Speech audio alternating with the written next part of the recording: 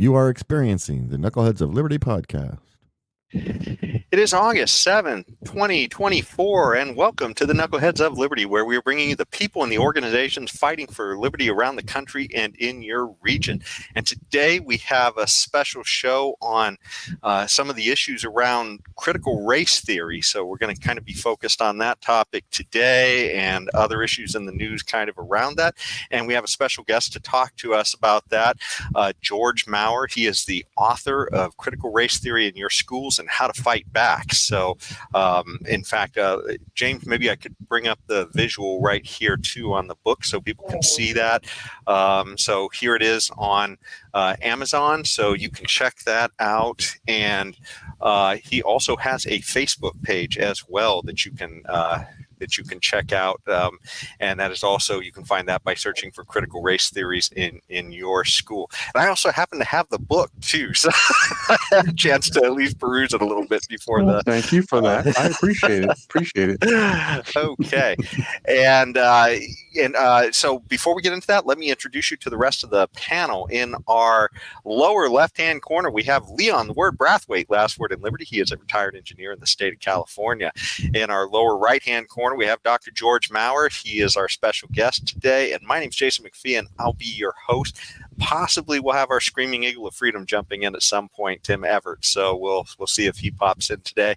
One of the announcements I also wanted to make as well, here in Sacramento in about 6 weeks or so, James, maybe you could bring up the visual. The We the People Constitution Study Group is going to be doing a special Constitution Day celebration out in Folsom. So you can check that out. It is going to be, I believe, in the park at Folsom. It says Folsom City Lions Park from noon to 4, and that is going to be on September 15th. So it's a great place to go meet people and see what's going on out there in Folsom. People who are interested in the Constitution and defending your rights. It looks like our Screaming Eagle of Freedom just dropped in. So hey, Tim, how you doing? Good. Thank you. So let's get to our Liberty quote of the day. So we always start off with the Liberty quote, and this one is kind of related to the CRT issue. In fact, this was a quote that came from Clarence Thomas after one of the recent decisions they made about getting rid of some of the equity programs that they had at Harvard. And he said, it is an immutable fact that every time the government uses racial criteria to bring the races together, someone gets excluded, and the person excluded suffers an injury solely because of his or her race. So I think it couldn't be more spot on that when government gets into something, it usually makes a mess of things, and it may feel like it's solving a problem for one guy, but then it creates a problem for another guy, another person. What do you guys think about this quote? I think it's pretty spot on. I think it is as well. And it just kind of goes to show you, just whenever you use racial criteria, which is supposed to be illegal since 1964, not only is it wrong morally, it's illegal in this country and should not be used. And theoretically, they should be sued out of existence in some shape, form, or manner. Whatever that rule is, it needs to go away. Mm. You see this, and I totally agree. But this whole thing about affirmative action and CRT and all these things is all rooted in this injustice that was done to blacks in America, and now everybody's trying to live off of that supposed injustice. Now the people who committed the injustice are dead. The people who suffered the injustice are dead. But still, we are trying to keep it alive through all of these so-called social justice programs like affirmative action. Who could disagree with that? That sounds like such a nice word, doesn't it? Affirmative action. But if the government is making choices upon people based upon race, they're also making choices that benefit, say, blacks or other minorities. Those same choices are also disadvantaging other people, maybe whites. But we cannot say that an injustice as was done in the past can be made up by a new set of injustice in the present. And this is where these programs fail and will continue to fail. They do nothing but create divisions within our society. And this is why Clarence Thomas is absolutely correct. Yeah, Leon, if I could share this with you, if you don't mind. Tucker Carlson just interviewed a man by the name of Vince Everett Ellison. He is an African American, and I know he is. Yes. during this interview, he said between the years of 1940 and 1960, the Black community cut poverty at a rate from 80% in the African American community down to 35% within 20 years by themselves. Slavery could not take down the African American community. Jim Crow could not take down the African American community. It wasn't until the government got involved to help the Yes. African American community that's when they began experiencing real problems. Absolutely. Since, I wouldn't say as bad as slavery, of course, but it's a bad problem. The African American community has some real issues, and it all has to do with government help. Absolutely. I don't know, George, I don't know if you're familiar with the work of Thomas Sowell, well-known author, written, I don't know, a ton of books. I've read many of them. And he have covered this very issue that you're raising, that when Tucker was talking to this guy. So these facts are well known, are well out there, but yes, these social justice warriors who trying to save us Black people, they find it convenient to ignore them. Agreed. Tim, did you have something you wanted to jump in on? It looked like you were about to scream, and then you're screaming a little freedom here. But yeah, I've been screaming a little too much here just recently. So,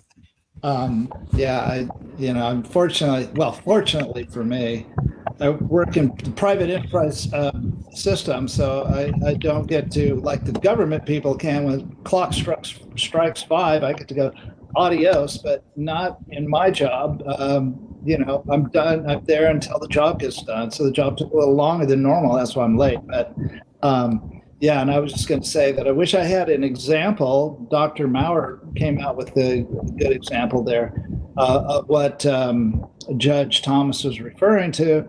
And Leon, I think you had something too, a little more concrete than I would have thought of. But anyway, I like the quote. Like I say, I wish I had some concrete examples, but I'm sure there are plenty of them out there. Well, George, one of the things that you mentioned too, and I kind of take from his quote is that, aside from not even helping the community, it seems like all this help has hurt the community. And it's funny because, Thomas's quote talks about bringing the races together is a lot of times what these things claim they're going to do, but they wind up dividing us, and it's just horrible. Without a doubt. We have an example out of a couple of different states, but there is an advanced placement African American Studies program that's been under test for the last 2 years, and now it's having problems passing states for that final certification. And the thing is, Stanford, and I talk about this in my book, but Stanford University research says that ethnic studies, real ethnic studies, positive ethnic studies, helps young students of color, in particular, at risk young students of color in particular. They learn who they are, they learn about their histories, they learn about, it brings a self-awareness, a self-confidence. Here are the positive contributions of your group of folks to this country. And it's, and all of the groups have a great many contributions to this nation. They really do.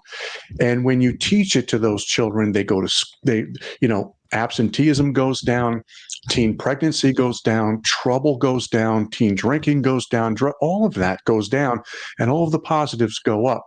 The problem is the people who created this advanced placement African American Studies program, they just couldn't help themselves, and they had to insert critical race theory, which is a relentless and tight focus on only our worst moments. They cover things, I looked through it a little bit, not completely, but they talk about the Black Panther Party and how they were helping for civil rights. Okay.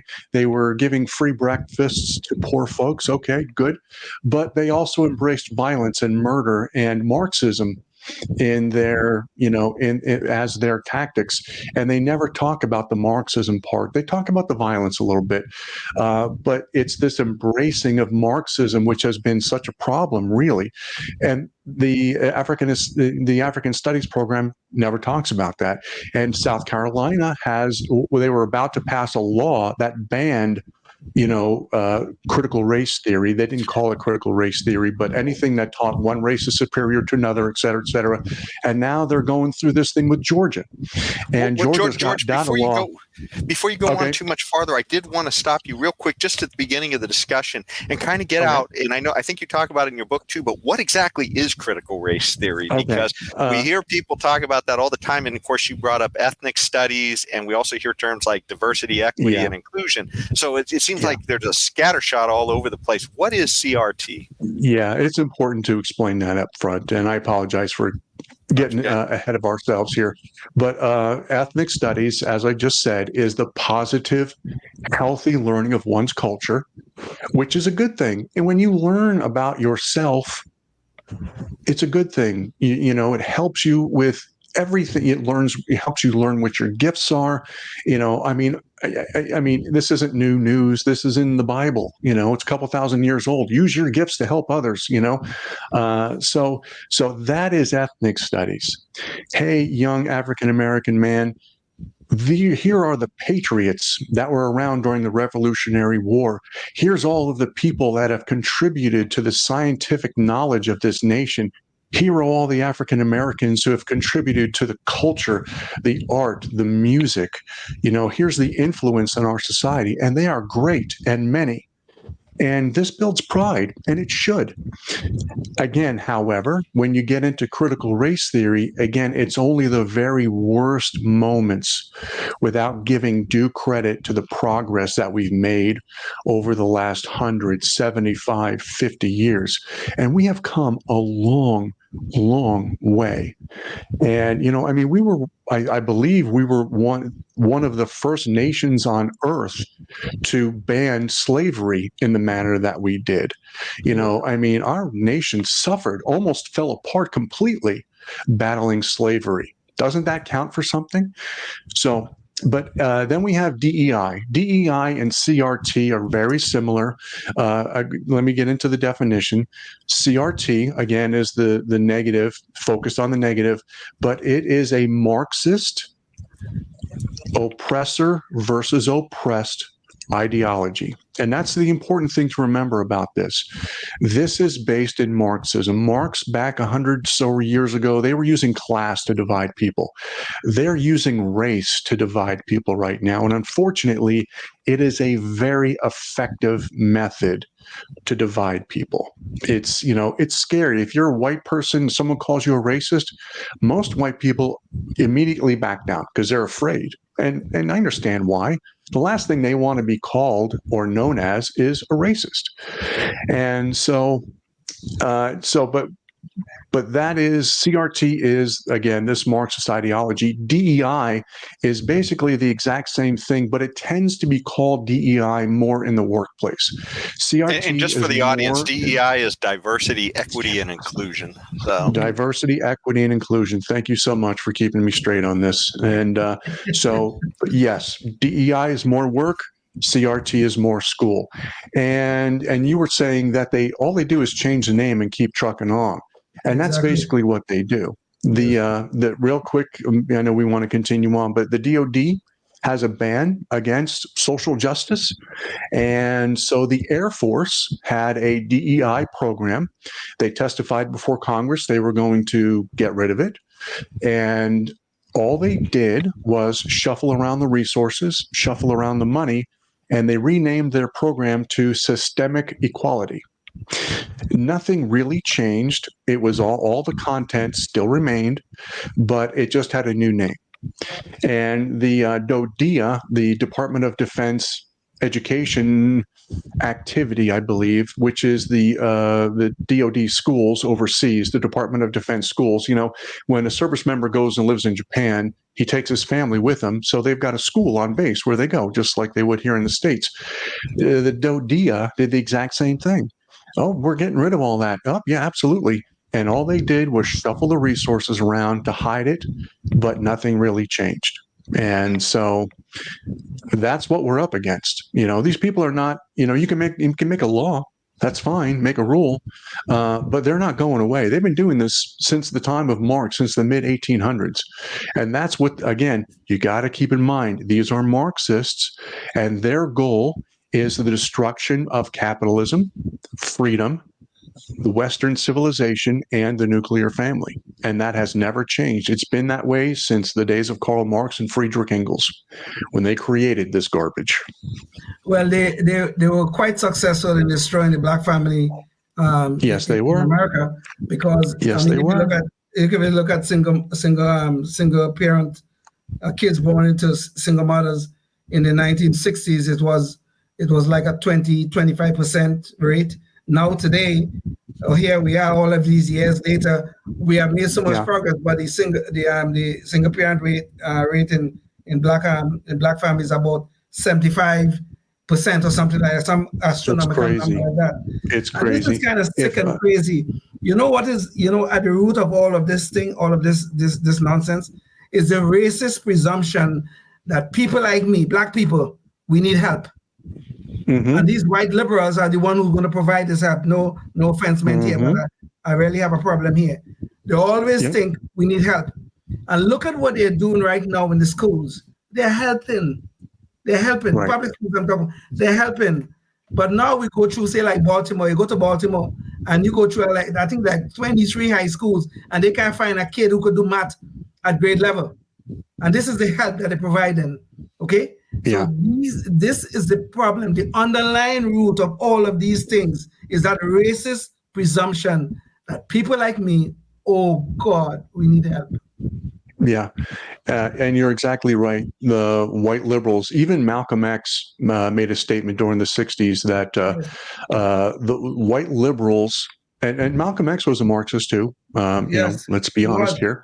Yeah. But he said, white liberals are not only the enemy of this nation, they are the enemy of the African American community. I believe he used the word Negro, which was the word at that time. He did, yes. But he wasn't wrong, and we're talking about a 75% single parent family thing. If I remember correctly, and I forget where I heard this, we were talking about 1940 to 1960, where the African community made tremendous progress.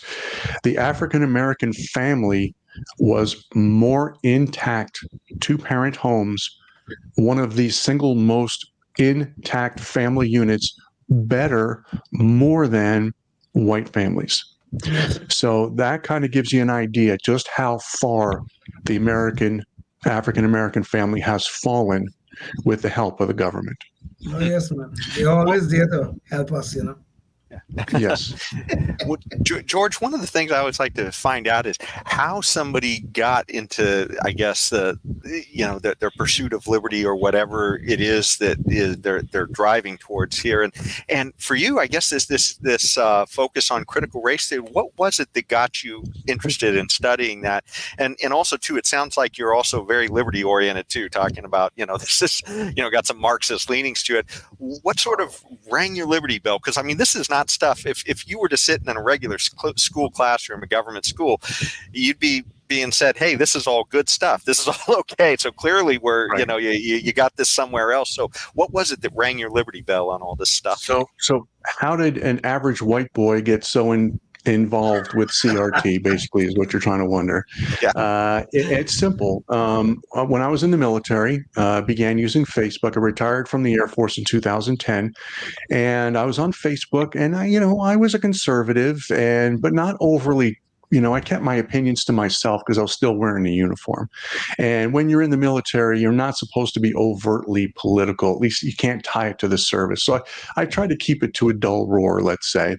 But once I retired, all the gloves came off, man. And so I became very outspoken. And you would be surprised at how many liberals there are in government service, civilian, in uniform, the whole 9 yards. And so as soon as I came out as conservative, a lot of people who I thought were my friends suddenly began calling me a racist. And I don't know if you've ever been called a racist, but it is a pretty crappy thing to be called. It's a pretty disgusting thing to throw at somebody, especially if it has nothing to do with racism. And most of my comments don't. But well, you're a racist. You're a racist. If you don't take that back, I'm going to unfriend you. Unfriend me. What are you going to hurt my feelings? Go away. I'm really going to do it. Well, do it. What are you still here for? And so I went through a lot of that, and I had to develop a thick skin against people being called a racist. And so when I began to go through my doctoral degree, I had to, create a dissertation, and of course. And so this thing called critical race theory was out there, and I knew I needed to do something that was going to keep my interest.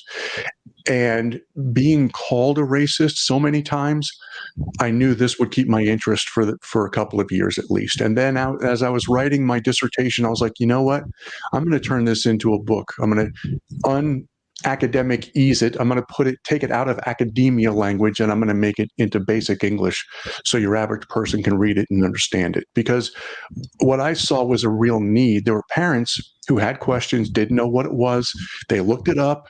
Everything online said it's the greatest thing in the world. It's here to fight racism.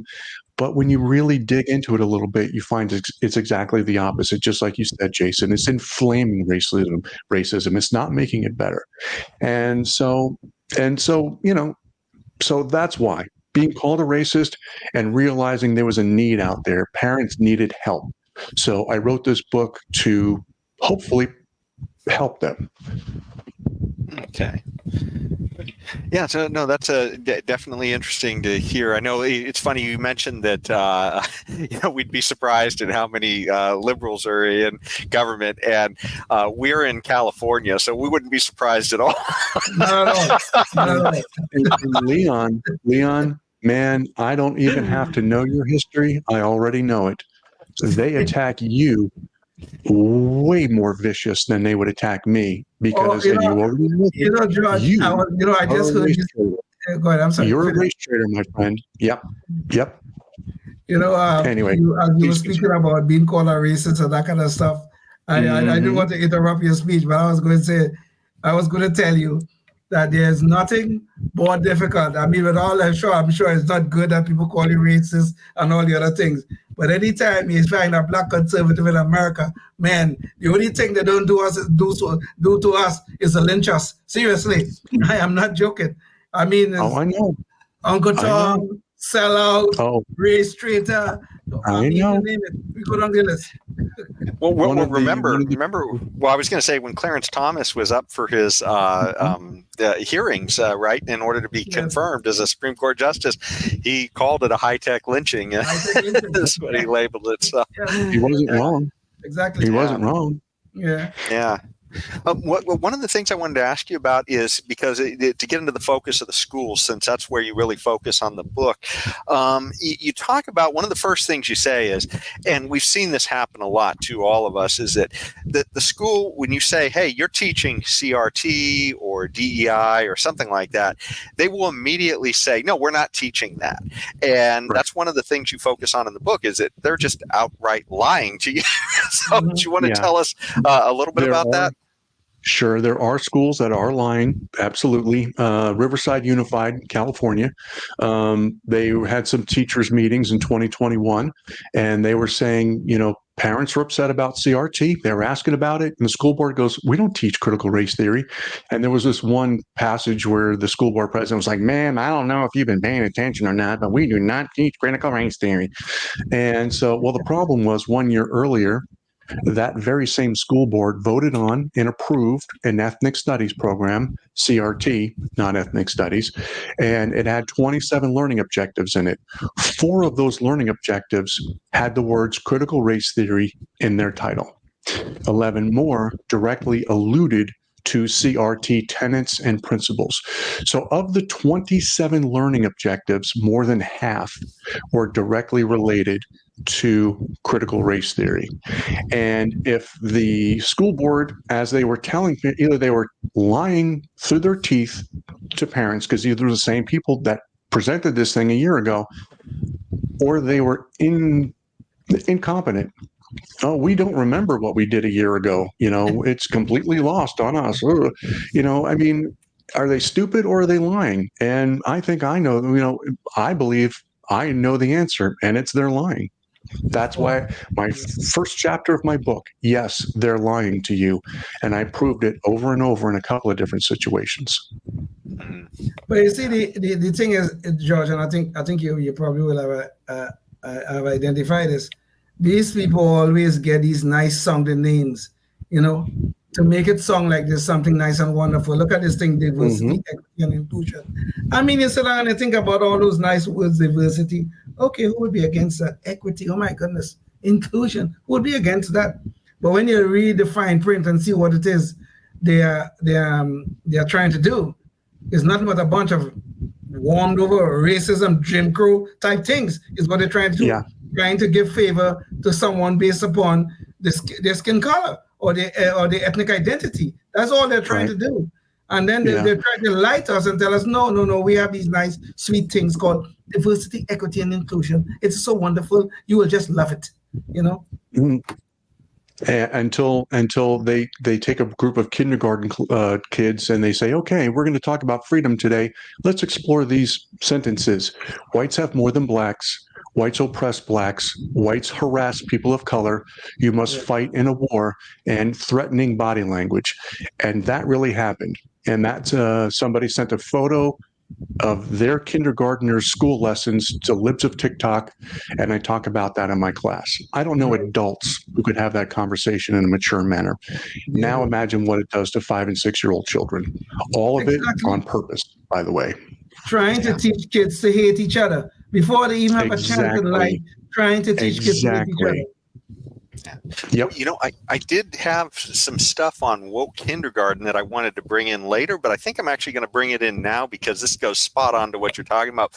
But as we're getting near the end of the half hour, if you're on public access, you're going to have to catch the rest of this conversation online. So if you want to hear us talk about this and some of the other issues of how this issue, CRT and DEI, are playing out in the election, 2024 election too, come and check out the rest of that conversation, and you can find a lot of other conversation to be had there as well. So back to the show. So I wanted to bring this, we talked about this a while back with another guest about a year ago, and it's this thing called woke kindergarten. And so James, maybe you could bring this up. Yeah, so there's our invisible hand bringing in our picture here of all the little hands in the woke kindergarten. Yeah, so this is essentially a program that was running in the Bay Area and here in California. So that's like near San Francisco. And they actually wound up getting rid of it after a couple of years because they found out that everybody's educational literacy was getting worse who was involved in the program as they were trying to measure the results. Yeah, but we did have a video so we can kind of show what it is that gets taught in some of these deranged classrooms, where they take these little kids and they kind of divide them and propagandize them to, really put politics in at an age where it's really inappropriate. So James, maybe you could bring up the video KOL 5. So that's one of the later ones we were planning on showing. Difference by Key, woke kindergarten. Can you spot the difference? Can you spot the difference?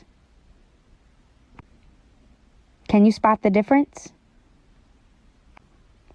Can you spot the difference? Can you spot the difference? Can you spot the difference? Can you spot the difference? Can you spot the difference? Can you spot the difference? Can you spot the difference? Can you spot the difference? Can you spot the difference? Now, Can you find something that's the same? So there you go. That was a little short clip of one of the many lessons they have on their website that they expose children to who really have no basis to, most children of even, understanding the underlying politics of any of these images and how potentially loaded those scenes were that were set up and contrasted with one another.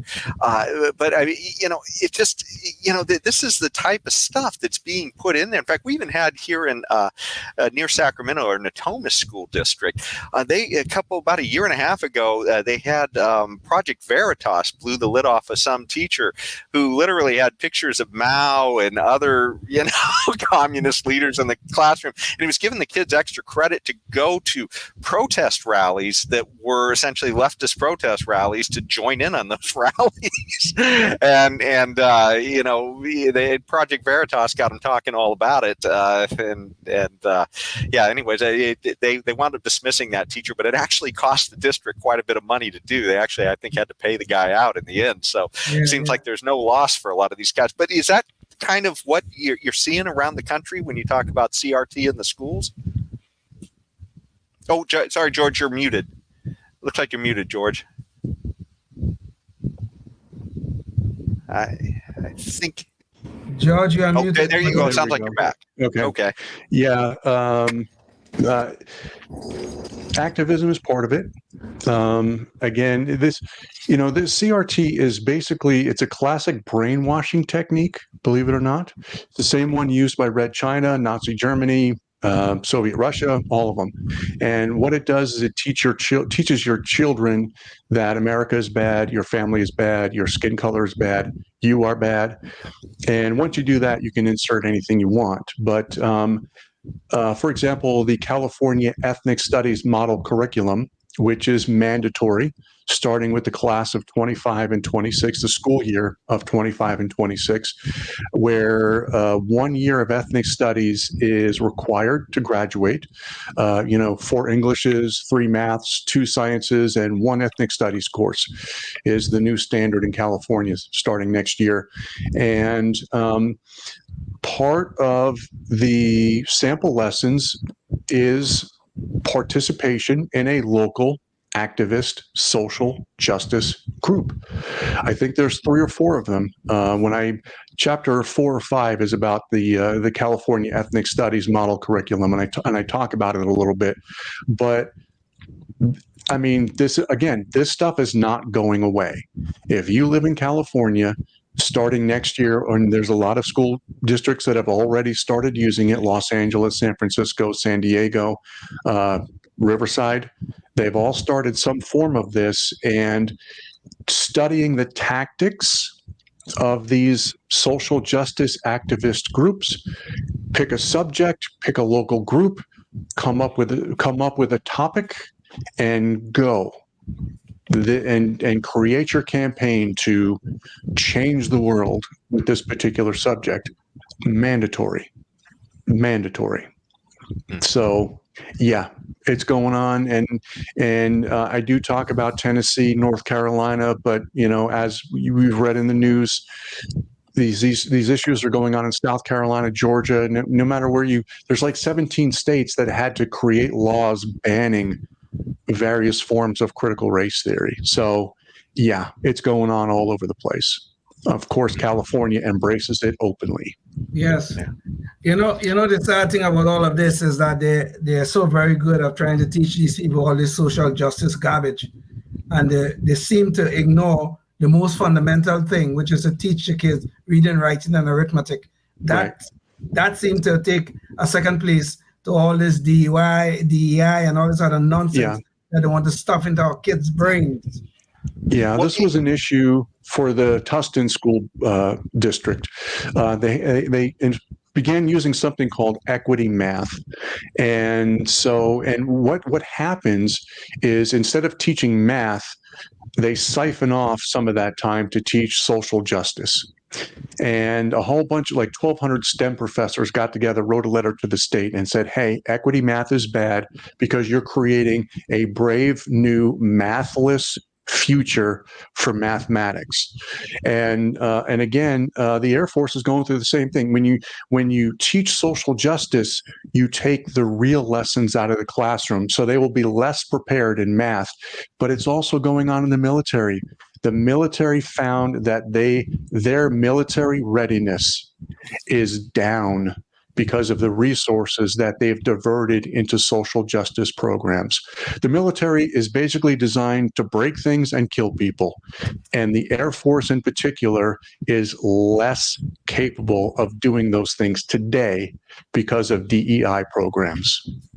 Yeah. Well, when you mentioned math too, and just to give a concrete example of that as well here in California, Jane, maybe you could bring this up. This is the California Department of Education page, and this is our math framework page for 2023.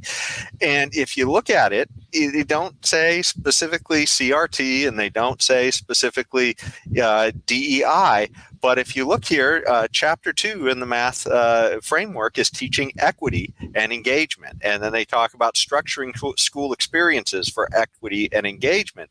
And it seems like this language, they just keep on getting trickier and trickier about how to hide it. But I remember it was a couple years ago where there was a big blow up where they talked about some of the lessons that they were trying to get into the math framework. And this was one of them. They talked about this pathway to equitable math instruction. And you can see right here in this STRIDES program, right away, dismantling racism in mathematic instruction. Right at the front of it. That is equity math. They're not teaching math. They're teaching dismantling racism in mathematics. Yeah. So now your children are going to get less skilled in actual math and more skilled in social justice.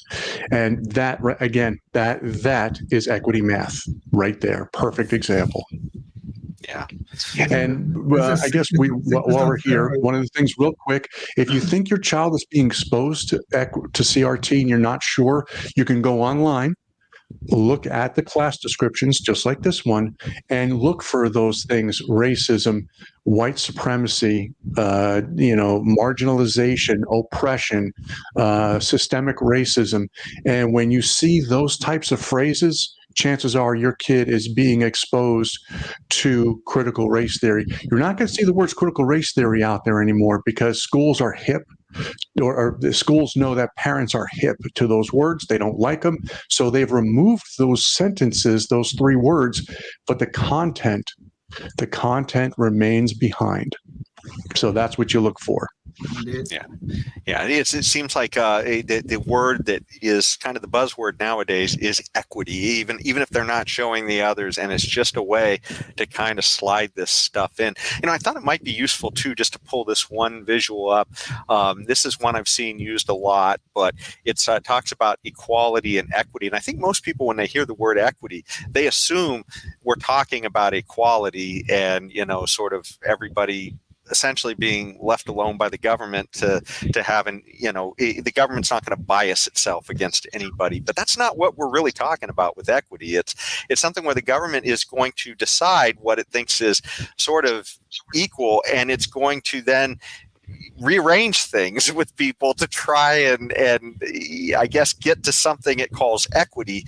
And here they have a picture that sort of shows an example of what they think is equality and equity, and they show here's a situation on the left that has 3 people trying to watch a game over a fence, and they all have one box, so it's supposedly equal, but they are not having the same experience. Where I guess they're imagining if the government comes in and rearrange the boxes for you, then suddenly they'll make everything better. As we kind of talked about earlier, it doesn't usually work out that way, but that's what they're imagining is going to happen here. So is that kind of your understanding, George, of this whole equity and equality thing and what they're trying to? I mean, that's a perfect example of what we're talking about.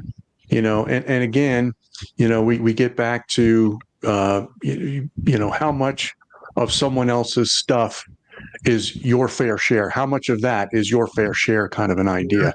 But, we were talking about the African American Advanced Placement African American Studies program, which, if the government hadn't gotten involved and hadn't forced their CRT in there, chances are this program would be cruising through, and all of these at-risk students of color would be getting it today and benefiting from it. But because the government got involved with their Marxist and leftist ideas, their equity, inserting them in, now they're having a problem getting to the people who need it the most.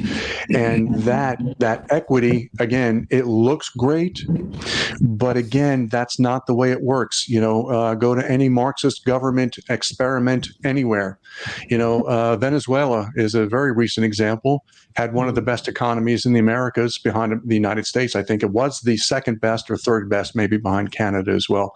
But they had an oil and gas industry. They were doing great. And then a Marxist convinced the people that the oil and gas industry was taking advantage of them and they were not getting their fair share. So they voted in a Marxist. And next thing you know, 2 years later, they're shooting the dog because there's no food in the supermarket anymore. And now they just had another election, and apparently it looks like Maduro, I think his name is, and it looks like Maduro lost, but is trying to steal the election and try to stay in power. And now the military has stood up and said, you know what, the other guy won. We're going to enforce this. So, and that goes back to an old saying, you can vote your way into Marxism, but chances are you're going to have to shoot your way out. And that's kind of exactly what's going on with the folks down in Venezuela right now. And I pray that, there are 0 deaths, but history says otherwise. There's going to be blood. There's going to be blood. It's funny, with that picture of the guys and rearranging the 3 boxes, I think in Venezuela's example, government told them they were going to rearrange those 3 boxes. In the end, the 3 boxes just disappeared. Exactly. And then nobody could see over the fence. Exactly. You were going to make sure it's all fair. Your average Marxist, when they get enough power and authority to do the things that in order to make everything fair, what do? They give you one, they give you one, they give me one, they give everybody one, but they take 1,000 for themselves, 10,000, 1,000,000. Yes. Because that's human nature. Absolute power corrupts absolutely. That's never going to change. And Marxism in its classic form looks great on paper, but when you give someone that kind of authority, they will abuse it. And there's just, maybe the first guy won't, but the second guy, the third guy, it'll be out of control. Somebody in that chain of power will corrupt the system. It doesn't matter. Absolutely. You're absolutely right. The first guy might be wonderful. Maybe he might even do some things that we might classify as good. But human nature will always take over. You're absolutely right about this. And that corruption that we see in socialist and Marxist societies throughout this world will always end up at the bottom of the pit of economic well-being. Always. History says it over and over and over and over. There you go. I was going to say that what the nuclear family does with the arrangement of those boxes is that dad takes the box from underneath the littlest kid, puts it underneath the middle kid, picks the littlest kid up and stands on the other box, and they all 3 get a much higher view. Yes.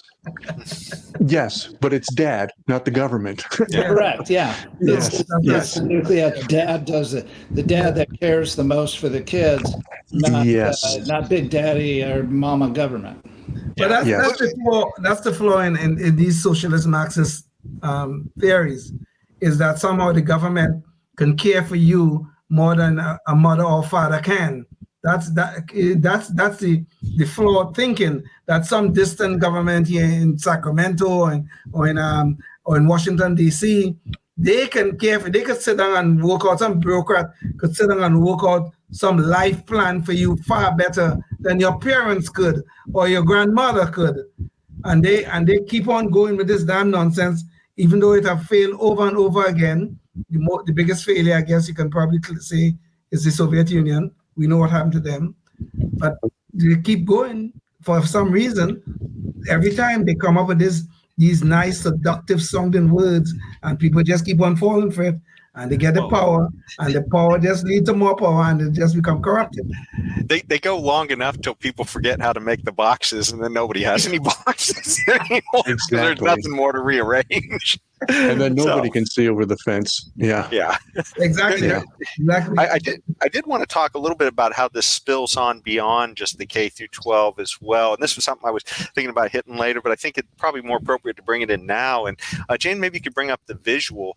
So one of the things that it doesn't just stop at K through 12. This winds up working its way into the universities, because the kids are all sort of conditioned. But it's also kind of weird because there's a sort of a circular feedback. The teachers come from the universities, they learn a lot of this stuff there, and then they go back and they teach it in the K through 12. But here they're talking about how with this Harvard recently decided to stop requiring DEI statements for faculty positions. So like if you were going to apply there for a job, you had to talk about your whole all of your what you were going to do in DEI. So it was like a litmus test.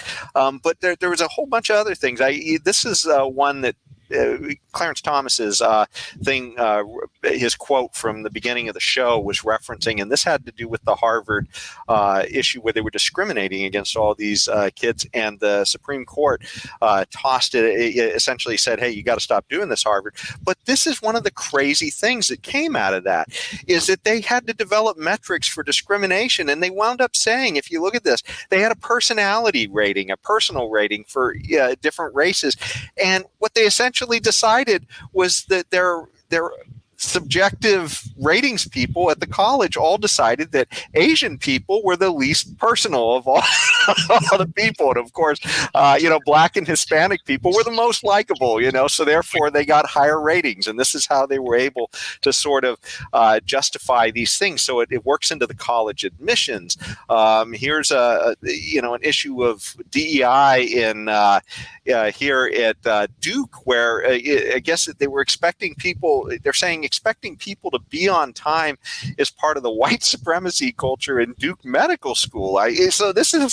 Can you imagine that, thinking your doctor to be on time is somehow white supremacist or racist? Well, and this is a good example of how the people that they pretend they're helping are the ones who suffer the most. Okay, you're a minority person of color going through medical school, and the whole time you believe showing up on time is not important. So you finally get your degree. You spend $250,000 getting this doctoral degree to be an MD, and you don't think showing up on time is important. What happens? You get fired. Now you got $250,000 in debt, and you don't have a job anymore because you've been fired because you can't be responsible enough to show up on time somewhere. And it's crazy. And that other score, the thing that we had before then, groups like exactly right there.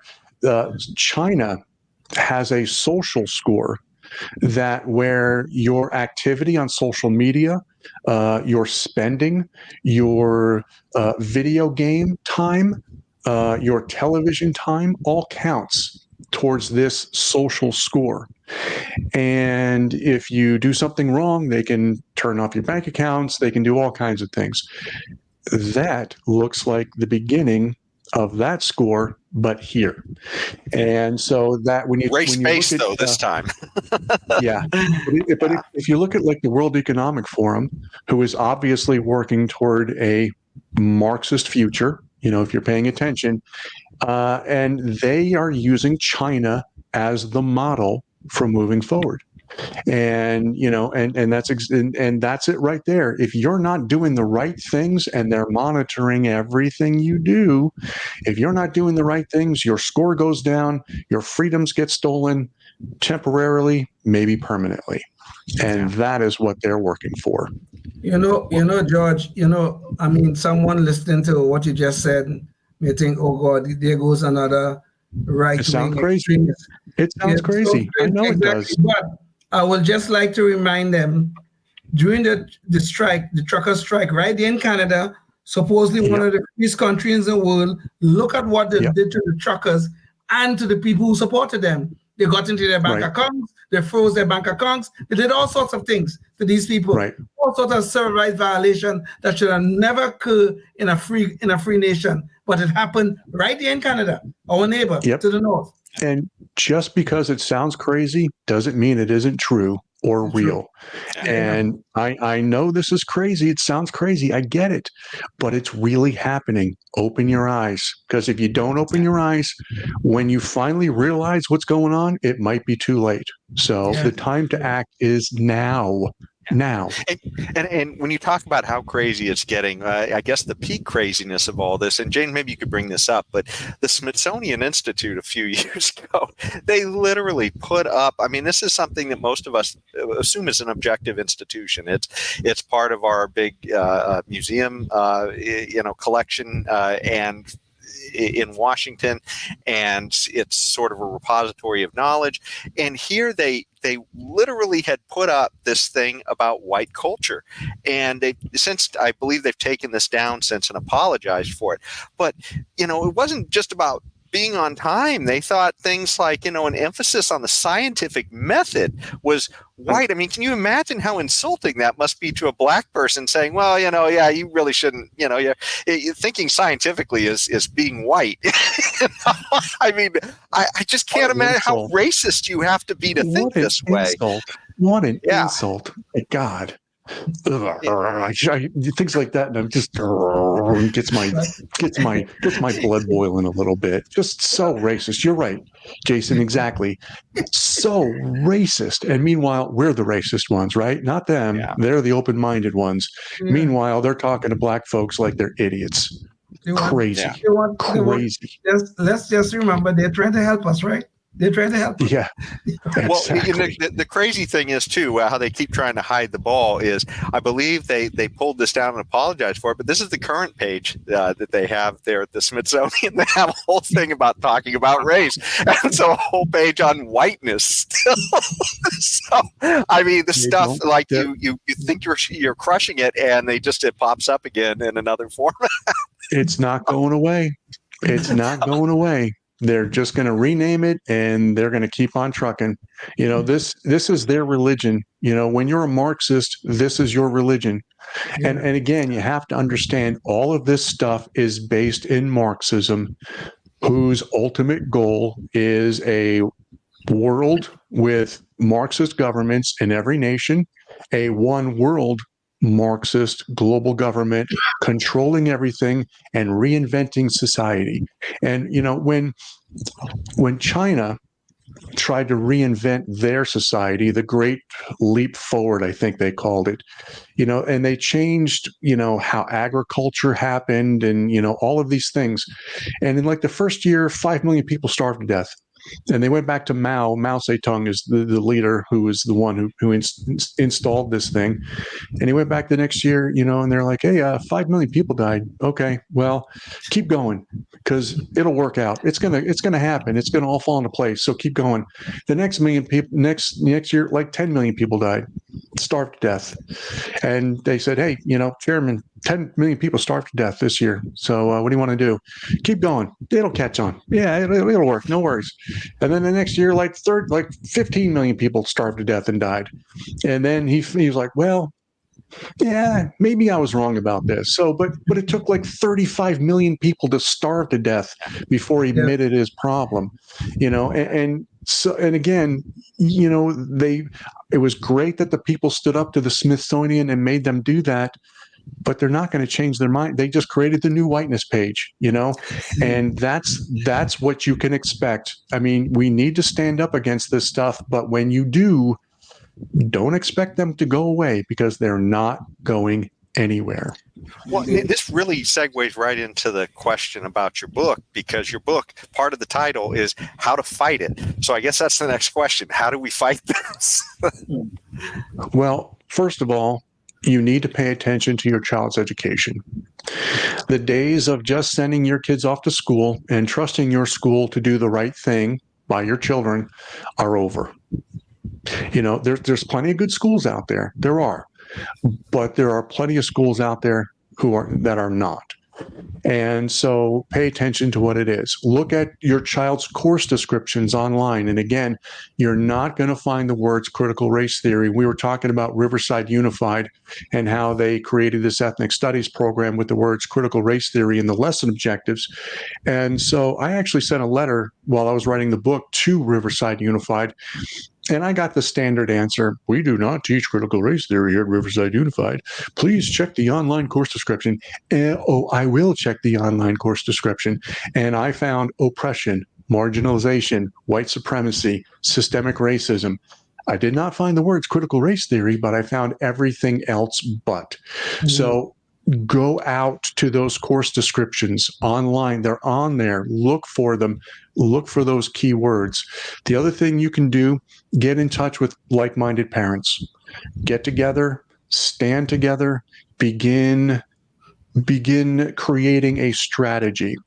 And in my book, New York University created specifically a toolkit, a media toolkit to use against critical race theory opponents.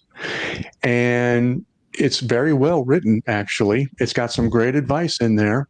And one of my advice is, if you get my book, even if you don't have to get it, you can look it up if you want to. Here's the book again. Yeah, it's in there. But steal it. Steal the strategies in there. Come up with talking points, brainstorm with others, use that repetition. It's important, prepare yourself. For example, if you're going to go, one of the things that you should do is go to a school board meeting and make your position known. Now, understand that the people you're dealing with are professional victims, okay? If you raise your voice, if you get upset, if you openly are hostile in any way, they're going to call the police on you. They're going to call you they may not call you a domestic terrorist, but you're going to be compared to a domestic terrorist and possibly even investigated as a domestic terrest. I think we even had some of that happen too during we did. COVID period. Yes, we did. The American Federation of Teachers wrote a letter to the president because there were parents getting upset across the country, and so they never. So they wrote a letter. Hey, can the FBI, using the Patriot Act, the powers of the Patriot Act, investigate these parents against these holy and benevolent school officials who are just trying to work for the good of your children? And so, here's a, I don't want to get too far off, but here's a perfect example of a fact check. In the letter that the American Federation of Teachers wrote to the Department of Justice and the president, it said, consider using the powers of the Patriot Act and compared parents to possibly domestic terrorists. Yes. And now the Patriot Act, of course, was designed to investigate domestic terrorists. So, but the AP, the Associated Press, when they did a fact check on this letter, because they've got to defend it somehow, right? They're like, well, the American Federation of Teachers called parents domestic terrorists, and they say that's false. Well, yeah, it was false, but that's not the question. The question was, did the teachers' unions ask for investigation against parents using the authority granted to investigate domestic terrorists? That was the real question. And see, they always do this little sleight of hand garbage, and we talk about that actually in that toolkit. But anyway, so you got to be aware of all those things. Let's get back to the speech. If you're going to go to the school board, make a speech. If you have 3 minutes, great. Write a speech that's 3 minutes long. Okay. Practice it. Do it in front of others, and when you get to the school board, make sure you've got it on your phone, make sure you've got it on paper, and you're probably going to be scared. Your voice might even be shaking a little bit, but the important thing is don't get angry.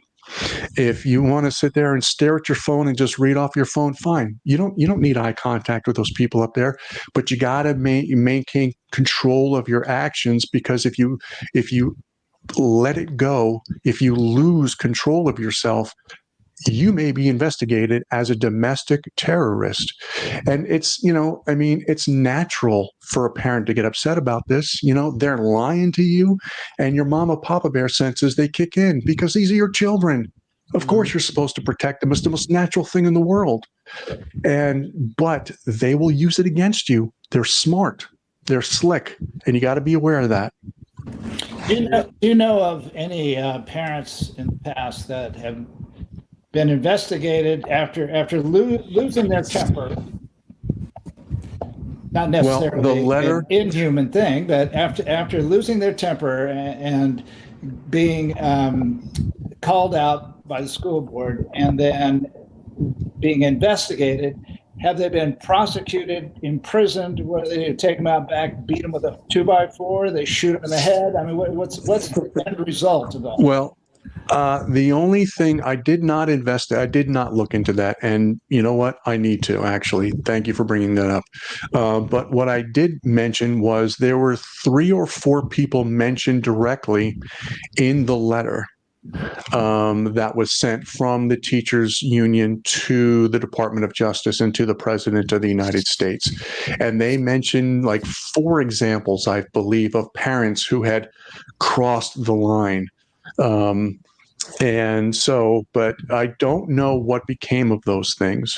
And, but you know what? That is a really interesting subject, and I'm gonna look into that. I will follow up with that because I want to know that myself. Now that you bring it up, I would like to answer. I would like to answer that question, Tim. Okay. We spoke about it on this show. As a matter of fact, there was a guy in Loudoun County. He went to the school board meeting because his daughter was raped in one of the bathrooms, and they didn't arrest the people who tried to cover it up. They arrested the guy, the father, because he was objecting in the meeting. His daughter was raped and they were covering it up. I think the guy, they finally dropped the charges or whatever and stuff like that. He was arrested and charged, but I think they finally dropped it. But it was like West Virginia or some place, or Virginia or West Virginia. It's Virginia, Loudoun County, Virginia. I do remember that. Yep. Yes. And the kid who did the raping raped not 1, but I believe 2 young ladies. Yes.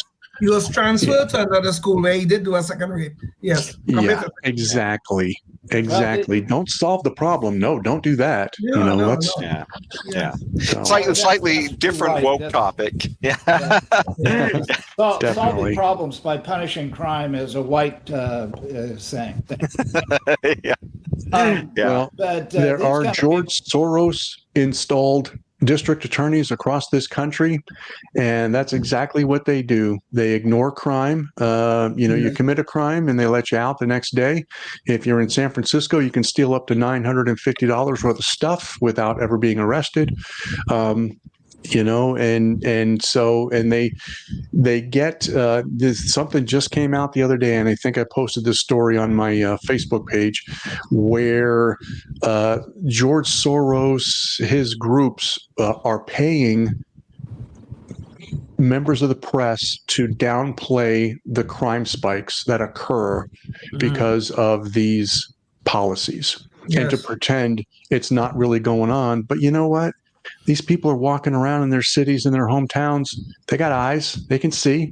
I don't know if you've been in LA lately, but it's horrible. It's horrible. Maybe 10, 15 years ago, you could drive to LA without seeing homeless encampments on both sides of the street, all the way down the street. Now, forget it. They're everywhere. They're everywhere.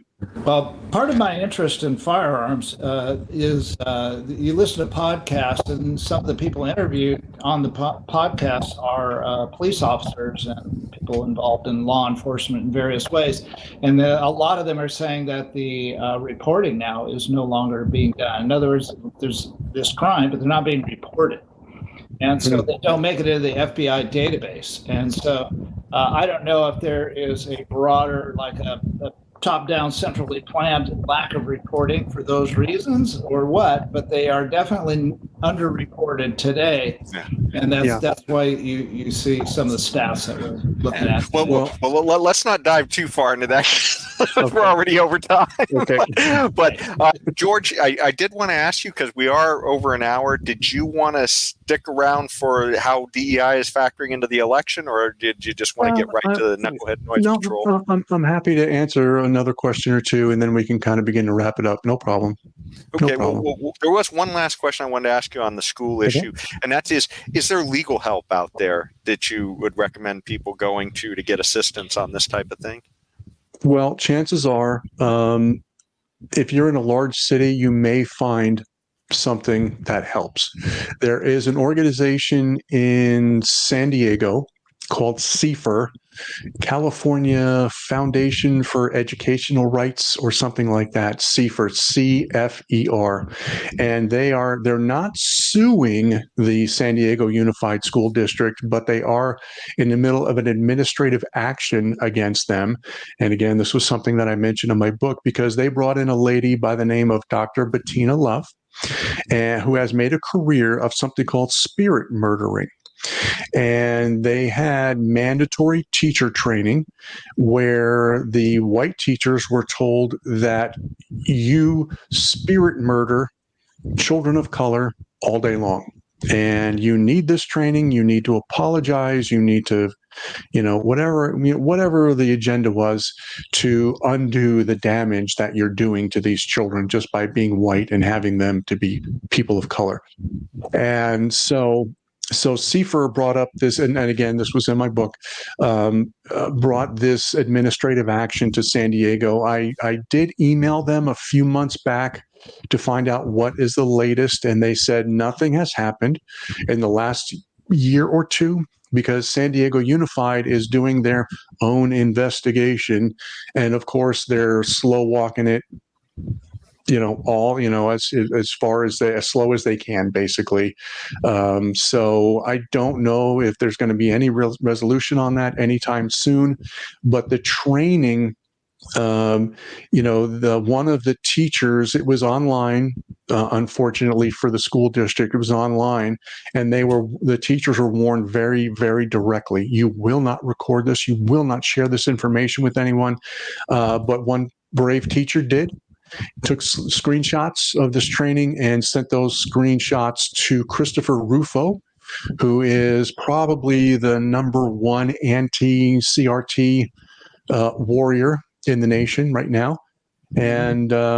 And so that all came out. And so CFER was one of the organizations that took that up.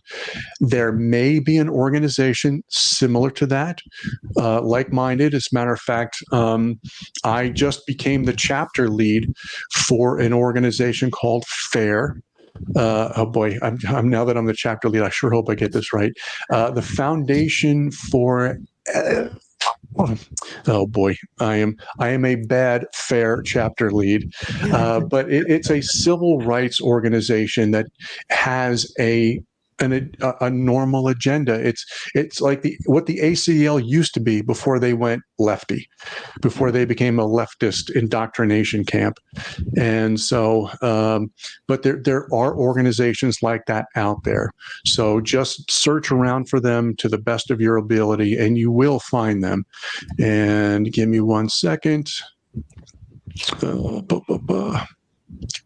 Foundation Against Intolerance and Racism. So I've only been the FAIR guy for less than a week here, so cut me some slack. Don't attack me too much on the social media, please. But it's a great foundation. I'm getting ready to get introduced to them next week, and then I'm going to give a presentation to the chapter leads across the nation the week after, and I'm really looking forward to it. And part of what my job will be is to take in complaints and concerns from parents on issues exactly like this. And it is not a left or right organization.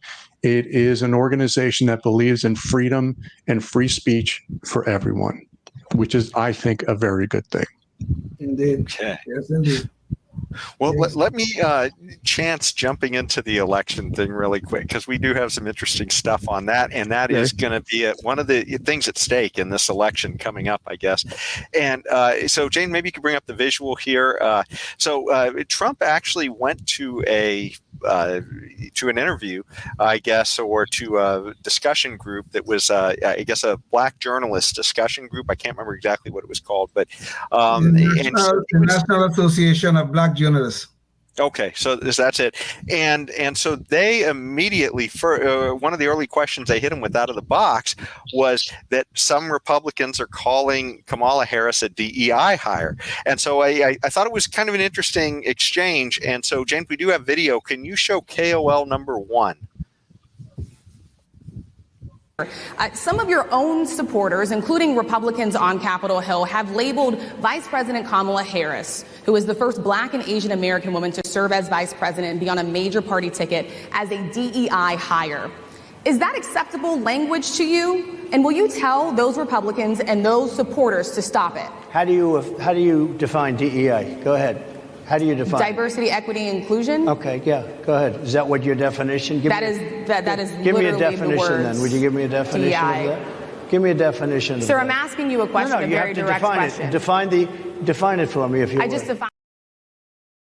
So one of the things that jumped out right away is, what are we even talking about for sure here? Now, he wasn't being accused of saying it himself, but he was being, I guess, hit with this. And what are we even talking about? But he does give an answer. And so that's in the next short here. So, James, can you play KOL number 2 so we can hear? I just defined it, sir. Do you believe that Vice President Kamala Harris is only on the ticket because she is a black woman? Well, I can say, no, I think it's maybe a little bit different. So I've known her a long time indirectly, not directly very much. And she was always of Indian heritage, and she was only promoting Indian heritage. I didn't know she was black until a number of years ago when she happened to turn black, and now she wants to be known as black. So I don't know, is she Indian or is she black? She is always But you know identified what? as a black woman. I She went to a respect historically either black one. So he respects either one. But this goes to kind of the craziness of all this, right? Because which group is more important and all this. But then the question, too, of, well, does a DEI hire, what does that even mean, as far as was somebody just hired because of their race? Well, I think unequivocally we can say yes, because this is literally what Biden said himself, who's the one who hired her. Maybe we could play KOL clip number 3 so we can hear Biden talking about the races of the people he appoints. I committed that if I'm elected president and have an opportunity to appoint someone to the courts, I'll appoint the first black woman to the courts. It's required that they have representation now. It's long overdue. Secondly, if I'm elected president, my cabinet, my administration will look like the country. And I commit that I will, in fact, I'll pick a woman to be vice president. There are a number. It's all about treating people with dignity. And it's about making sure that, look, for example, look at the heat I'm getting because I named the Secretary of Defense to a black man. I named Ketanji Brown. Because of the people I've named. So he couldn't even remember the name of his own Secretary of Defense, except that he was a black man. You couldn't remember that. This is the hypocrisy of these people, okay? The nasty hypocrisy, I should say, because they are very proud of the DEI programs. They're very proud of it. Oh, we should be teaching it to kids. We'll be teaching it to everybody, okay? Biden said, I'm going to show you how DEI good I am. I'm going to appoint the first black woman to the court. I'm going to have a woman as vice president. And when people on the right point out, wait a second, so you have a DEI hire, all of a sudden that becomes a pejorative. They were just proud of the whole thing. They're proud of these programs.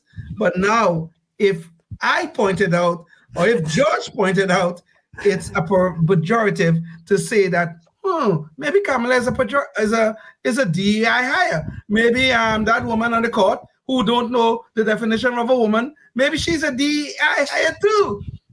It's suddenly, and you see that woman, Rachel Scott, was asking Trump the question. She's one of the most dishonest reporters there are on ABC News. I wouldn't go into details. Well, one of the most dishonest people out there.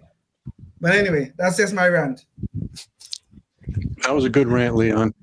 As someone who's been a student of the media for 35 years, believe me, they are the most dishonest people in the world. They're liars, cheaters, and stealers. Yes. If they thought they could make a nickel off you, they'd sell your grandmother. I mean, they are not good people, not at all. Well, as we wrap this issue up, too, I wanted to show a few issues that contrast as well. So, Jane, maybe you could bring this visual up. Trump waited till the end of his administration, but in the last year of his administration, he actually saw some of these programs being propagandized throughout government, and he said, "Hey, we're going to put an end to it." Well, when Biden came into office, he immediately put these programs back into place. So this does show you what's at stake here as this is going on. And if you recall during COVID, Biden wanted to prioritize race in who got help first in some of these things. So, I mean, this is real stuff. It plays out in real ways in our society beyond just thinking abstractly about what's happening in education too, as well. And in fact, even we can remember here, one of the most bizarre things during the whole COVID thing was, Pelosi and all of the Democrats kneeling down wearing Kente cloths to show their solidarity of, with race. And it turned out it was a tribe of slave traders that were the colors they were representing. But getting back to our current thing, you look at the groups that are even fundraising for Kamala Harris now, and it's White Dudes for Harris raised over $4 million. There's also a group called White Women for Kamala. When did we have groups that identify themselves by color to go and support different candidates? It just seems bizarre. And one of the craziest things was, Ben Stiller, they had a group where they were talking about comedians that were for Kamala Harris.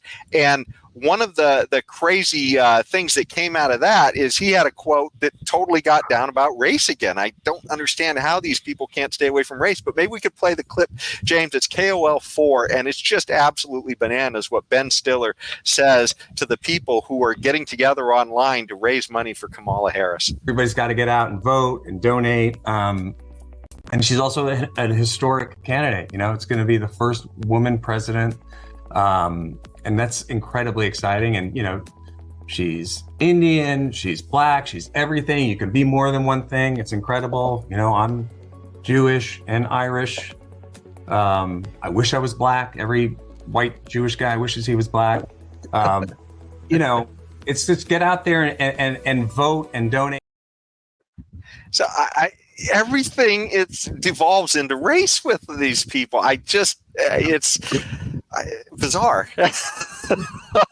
That's the kind of stuff that makes it hard to watch television and movies these days. I tend my television viewing habits tend to be Storage Wars, Pawn Stars, Island Adventures, and movies from the 60s and the 70s, because when I see something like that, I can't watch Ben Stiller on screen anymore.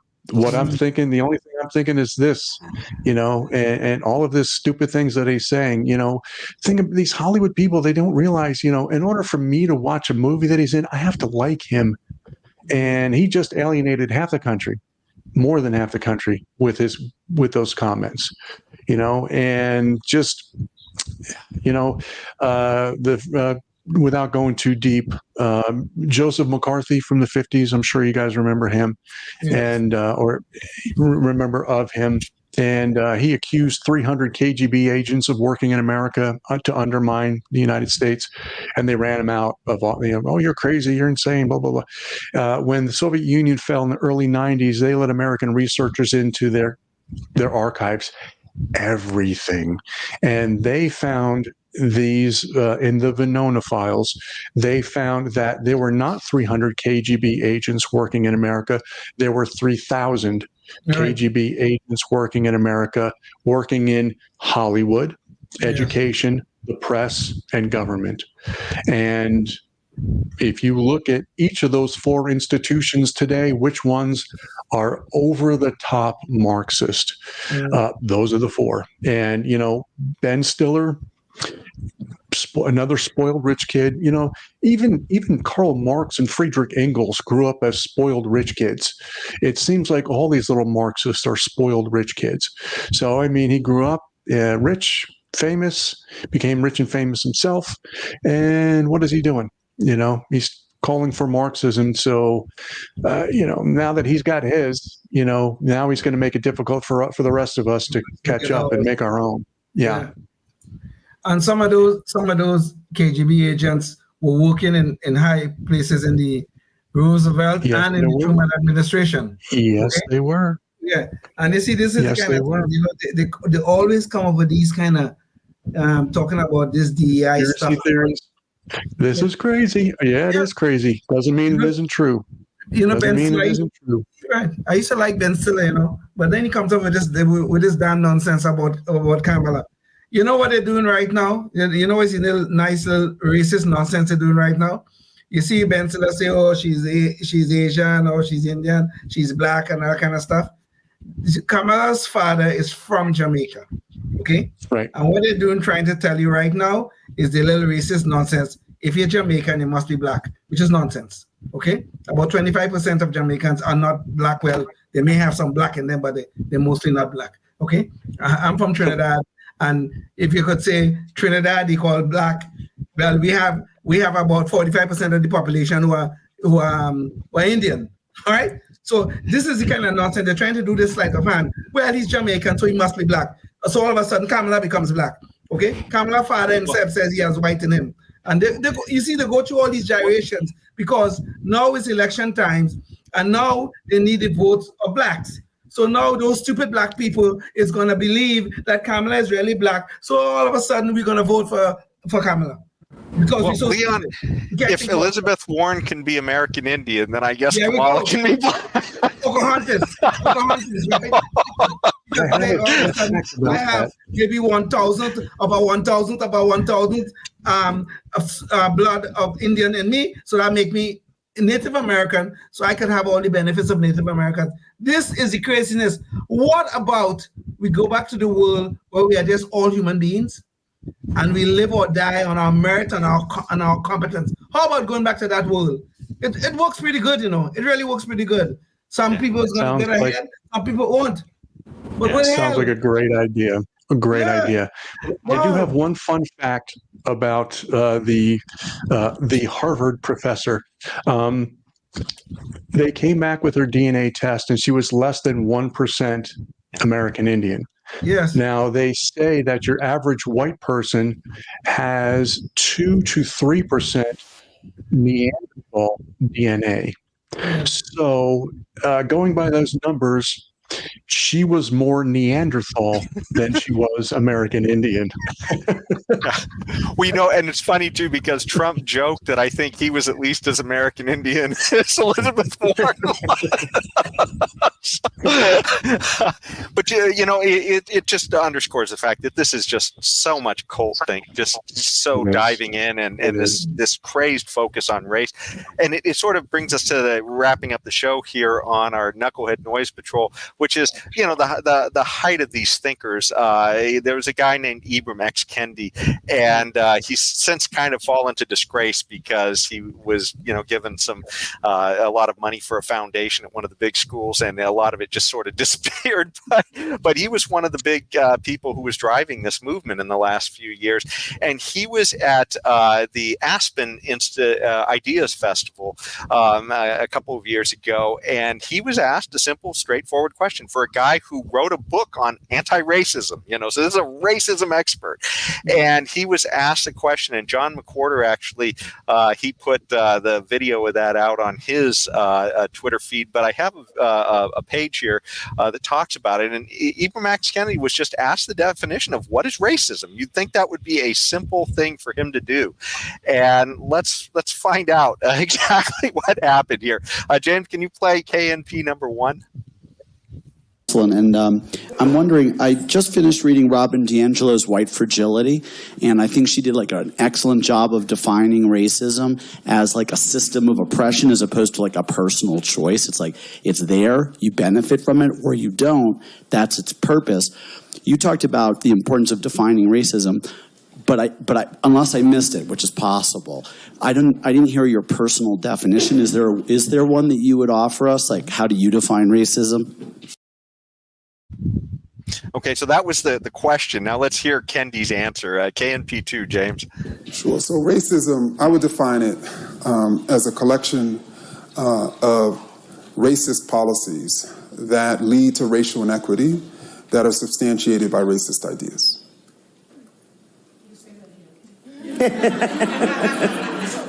Sure. A collection of racist policies that lead to racial inequity that are substantiated by racist ideas. And anti-racism is pretty simple, using the same terms. Anti-racism is a collection of anti-racist policies leading to racial, anybody want to take a guess? Equity that are substantiated by anti-racist ideas.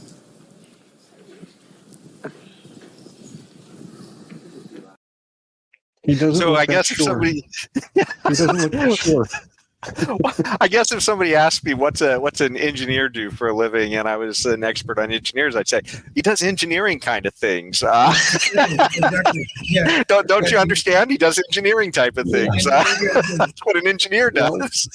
One of the things we talked about with the media organizing toolkit from NYU is the importance of talking points. And one of my talking points that I tend to use over and over is that anti-racists are the most racist people in the world. I also say liberals are the most racist people in the world. Yes. And Ibram X. Kendi has said some of the most racist things you've ever heard of in your entire life. And, and that goes with like Antifa, anti-fascist, the most fascist people in America today. You don't agree with them, they're going to come and burn your house down. So it's anti-racism. It's, again, accuse, and this is a popular thing on the left. And a lot of people say it's due to, what is that guy? I can't believe I'm slipping his name right now. But if you're doing something, accuse your opponent of doing that same thing. And so that is what it kind of boils down to. Rules for Radicals. Who's the author of Rules for Radicals? I'm having a mind. Saul Alinsky. Saul